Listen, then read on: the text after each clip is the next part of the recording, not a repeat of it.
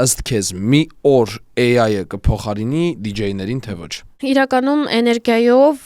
ու մարդկային առումով չէ, որովհետև այն էներգիան, որ տալիս է DJ-ը բեմից, AI-ը չի կարա տա բեմից, այսինքն մենք բեմից ապարում ենք, մենք բեմից շարժվում ենք, մենք բեմից eye contact-ի մեջ ենք հյուրերի հետ, այդ AI-ը չի կարանի, բայց մասնագիտական առումով ինքը կարանի, որովհետև այդ տեխնիկան կարա կրկնի, ոչ մի դժվար բան չկա տեղ, ինքը հիմա էլ է անում այդ։ Գներից խոսենք, Հասմիկ։ Արդարացված են գները։ Հա,